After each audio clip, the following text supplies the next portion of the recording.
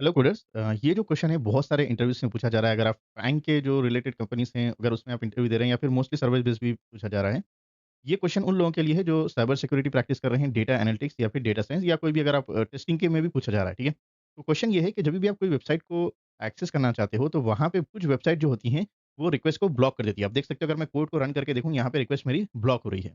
तो क्यों ब्लॉक हो गई? तो आप देख सकते हो यहाँ पे मुझे मैसेज आ चुका है, रिक्वेस्ट ब्लॉक और कर्नल भी ब्लॉक हो चुका है। तो ये क्यों हो रहा है कि बहुत सारे जो टॉप वेबसाइट्स होती हैं, पॉपुलर वेबसाइट्स होती हैं या फिर सिंगल पेज पे एप्लीकेशन पे बनी होती है, तो वहाँ पे क्या लिखते हैं हम, जो बैकएंड में कोड लिखते हैं कि अगर कोई भी जो रिक्वेस्ट आ रही है, वो प्रॉपर ब्राउज़र से आ रही है, उसका आईपी एड्रेस मिल रहा है, प्रॉपर यूज़र से आ रही है, तो हम उसको एक्सेस करेंगे, वरना हम एक्सेस नहीं करेंगे।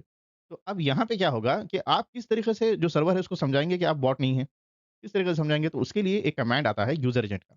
तो ये एक स्ट्रिंग वैल्यू होती है जो यूज़र के ज़रिए से जितनी भी रिक्वेस्ट भेजती है, उसको आइडेंटिफ़ाई करने में हेल्प करती है और जो भी आपको रिस्पॉन्स चाहिए, वो रिस्पॉन्स आपको देगा।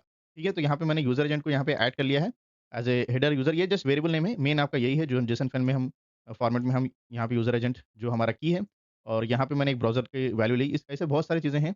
इसका मैंने लिंक कंप्लीट वीडियो में दिया है, मैं लिंक जो है वो डिस्क्रिप्शन में ऐड कर दूँगा, तो आप प्रोजेक्ट का कंप्लीट वीडियो देख लीजिएगा, ठीक है? अब ये जो हमने वेरिएबल ऐड किया है, वो कहाँ पे भेजना है? वो आपको ये जो रिस्पॉन्स वेरिएबल है, इसके अंदर भेजना है। आप देख सकते हो रिक्वेस्ट डॉट गेट। अब यूआरएल के पास क्या भेजना है? आपको ये जो हेडर यूज़र जो वेरिएबल है, इसको आपको भेजना है। तो आप यहाँ पे कॉमा ऐड कर लीजिएगा और एक और एट्रिब्यूट दे दीजिएगा, headers equals to header users, ठीक है? तो य जैसे आप रन करेंगे तो अब ये डेटा को आपको देगा। आप देख सकते हो मैंने मूवी लिस्ट का जो भी वेरिएबल का जो डेटा था, अब वो लाइन बाय लाइन लूप के थ्रू मुझे डेटा आ रहा है। इससे पहले रिक्वेस्ट मेरी ब्लॉक हो रही थी।